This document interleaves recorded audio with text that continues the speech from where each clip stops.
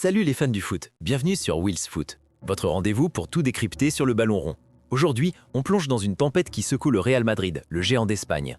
Une défaite écrasante, 5-2 face à l'Atlético Madrid, des rumeurs explosives autour de Vinicius Junior, des blessures qui s'accumulent et un Xabi Alonso déjà sous pression. Est-ce la fin d'une époque glorieuse ou le début d'un renouveau? Accrochez-vous car dans cette vidéo, nous allons tout analyser, basé sur les dernières infos brûlantes de la presse espagnole et de sources exclusives comme Madrid Universal. Si vous êtes fan du Real, likez, abonnez-vous et activez la cloche pour ne rien rater. C'est parti. Commençons par le choc du week-end, le derby madrilène. Samedi 27 septembre 2025, au Metropolitano, l'Atlético de Madrid a infligé une leçon de football au Real Madrid, 5-2. Une véritable claque pour les Merengues qui subissent leur première défaite de la saison 2025-26. Après un début parfait, 5 victoires en Liga et une en Ligue des Champions, le Real a été ramené sur terre. Diego Simeone et ses colchoneros sont dominés de bout en bout. Dès les premières minutes, l'Atlético a imposé son rythme. Pressing agressif, contre fulgurant et une efficacité redoutable. Alvarez, Coquet et Sorloth ont transformé la défense madrilène en passoire. De l'autre côté, le Real était méconnaissable, erreurs défensives, milieu dépassé et une attaque inefficace malgré les efforts de Mbappé, Vinicius et Bellingham. Mais ce n'est pas juste une défaite, c'est une humiliation. La presse espagnole est unanime. Marque à titre, le Real s'effondre dans le derby. AS parle d'un naufrage tactique. Et la Cadena Ser va plus loin, ce n'est pas une défaite, c'est une humiliation, Xabi Alonso est la principale victime. Pourquoi un tel désastre? Les projecteurs se tournent vers Xabi Alonso, l'entraîneur star qui devait révolutionner le Real. Mais ses choix tactiques ont surpris, et pas dans le bon sens. D'abord, l'absence de Franco Mastantonio, le prodige argentin recruté pour 60 millions d'euros, en grande forme il aurait pu apporter de la créativité. Pourquoi le laisser sur le banc? Ensuite, la titularisation de Jude Bellingham, visiblement diminuée. L'anglais, habituellement un rock, était à court de forme, laissant des boulevards au milieu. Enfin, la sortie prématurée de Arda Güler, qui montrait des éclairs de génie, a laissé les fans perplexes. Marca résume, le changement de Arda Güler définit ce qu'a fait Xabi Alonso au Metropolitano. Ces décisions semblent venir d'une IA programmée pour agir comme un entraîneur du Real Madrid. AS n'est pas plus clément. Xabi naufrage tactiquement, Simeone l'a ridiculisé.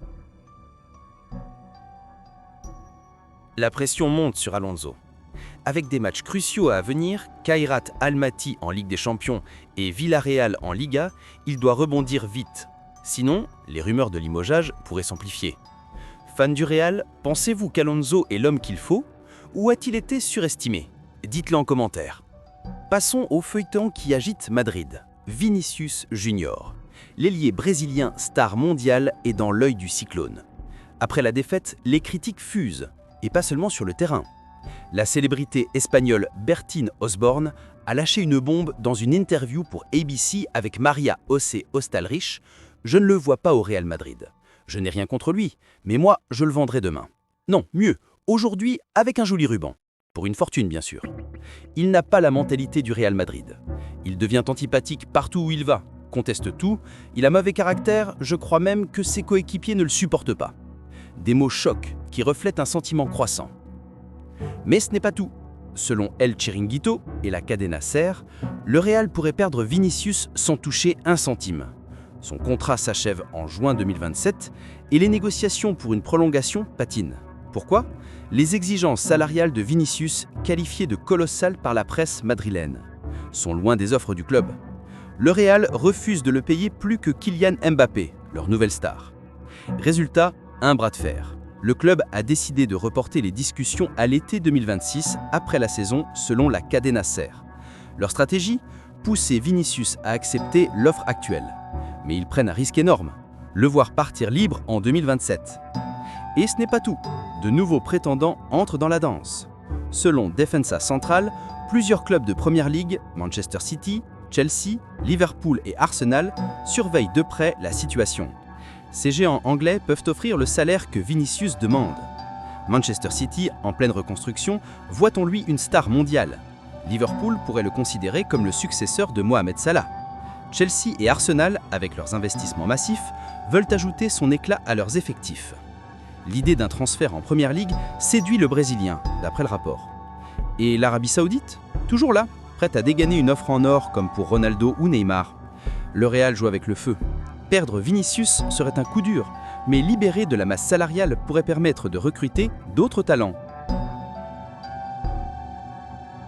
Comme Hendrik ou Güler. Fan, que feriez-vous? Garder Vinicius à tout prix ou le laisser partir? Votre avis en commentaire. Un autre coup dur pour le Real, les blessures. Lors du derby, 2 défenseurs clés, Eder Militao et Dani Carvajal, sont sortis avec des problèmes physiques. Pour Carvajal, c'est grave. Une blessure à la jambe qui le tiendra éloigné des terrains en environ 4 semaines. Avec Antonio Rüdiger et Trent Alexander-Arnold déjà absents, la défense madrilène est en lambeaux. Mais bonne nouvelle pour Militao. Selon Sergio Quirante, le Brésilien de 27 ans n'a pas de blessure grave à la cheville, juste une contusion sévère. Il a pris un coup dès le début du match en taclant Alexander Sorloth. Malgré la douleur, il a tenu toute la première mi-temps. À la pause, Alonso l'a remplacé par Raúl Asensio pour éviter d'aggraver la situation. Militao a été vu boitant après le match, ce qui a fait craindre le pire. Mais ouf, il sera de retour dans 2 à 3 jours. Reste à savoir s'il sera prêt pour affronter Khayrat Almaty en Ligue des Champions. Cette nouvelle est un soulagement pour le Real, qui ne peut pas se permettre de perdre un autre pilier défensif. Malgré la crise, le Real regarde vers l'avenir. Après avoir investi plus de 60 millions d'euros pour Franco Mastantuono, les merengues ciblent un nouveau joyau, Gilberto Mora. Ce milieu offensif de 16 ans, star des Yolos de Tijuana, est international mexicain A.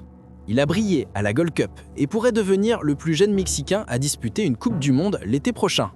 Son agent, Rafael Pimenta, associé à la famille Raiola, confirme l'intérêt du Real. Mora, c'est du talent pur, technique, vision et une maturité impressionnante pour son âge. Avec Mastantuono et Güler, il pourrait former un milieu de rêve pour les années à venir. Le Real continue sa politique de recrutement mondial, misant sur la jeunesse pour construire une dynastie. Mais attention, intégrer ces talents demande du temps et un entraîneur capable de les faire briller. Alonso est-il cet homme? Revenons sur la défaite. Historiquement, le Real a connu des derbys difficiles, mais un 5-2, c'est rare. Ça rappelle les heures sombres sous Lopetegui ou Solari. Alonso, avec son palmarès de joueur, champion du monde, Euro, Champions League, devait apporter stabilité et flair. Mais là, c'est un fiasco. Analyse tactique. Le Real a joué en 4-3-3, mais sans pressing haut. L'Atlético a exploité les espaces avec des contres meurtriers. Simeone, maître des derbys, a piégé Alonso, trop focalisé sur le jeu offensif. Erreur de jeunesse ou manque de préparation? Sur Vinicius, comparons à Cristiano Ronaldo. CR7 avait aussi du caractère, mais ses buts faisaient taire les critiques. Vinicius marque, mais son attitude, contestation, simulation, divise. En 2025, les réseaux sociaux amplifient tout. Osborne reflète un ras-le-bol. Si Vinicius part en Première Ligue ou en Arabie, la Liga perd une star. Mbappé deviendra le leader incontesté, mais le Real peut-il se permettre de perdre un tel talent? Scénario optimiste, Vinicius reste, accepte un salaire raisonnable et relance le Real. Scénario catastrophe, il part libre en 2027 et le club regrette. Sur les blessures, la défense du Real est en crise. Sans Carvajal, Rüdiger et Alexander-Arnold, Alonso doit bricoler. Militao de retour rapidement est une bonne nouvelle, mais Raúl Asensio, jeune et inexpérimenté, peut-il tenir? Le match contre Khayrat sera un test. Une victoire large est impérative pour restaurer la confiance. Sur Alonso, il a 6 mois pour convaincre. Contre Villarreal, un autre faux pas serait fatal. Les fans rêvent d'un retour de Zidane, mais le Real donne du temps à ses coachs, jusqu'à un certain point. Alonso doit montrer qu'il peut gérer la pression d'un club comme Madrid. Sur les jeunes, Mastantuono, 18 ans, est un diamant brut. Ignoré contre l'Atlético, une erreur. Mora, 16 ans, est comparé à Bellingham pour sa précocité. Avec Pimenta aux commandes, son transfert pourrait se conclure vite. Ajoutez Güler et Hendrick, et le Real prépare une génération dorée. Mais Alonso saura-t-il les intégrer sans perdre l'équilibre? En résumé, le Real est à un tournant. La défaite contre l'Atlético est un signal d'alarme. Vinicius, entre génie et polémique, tient l'avenir du club dans ses mains. Les blessures fragilisent la défense, mais les jeunes apportent de l'espoir. Alonso doit prouver qu'il est plus qu'un ex-joueur légendaire. Ce Real peut-il rebondir? Pour conclure, le Real Madrid traverse une tempête. Une défaite humiliante, des blessures, un Vinicius courtisé par la Première Ligue et un Alonso sous pression. Mais avec des talents comme Mora et Mastantuono, l'avenir reste prometteur. Alors, crise passagère ou fin d'une ère? Dites-le en commentaire. Partagez si vous êtes fan. À la Madrid ou pas? À bientôt pour plus d'analyses.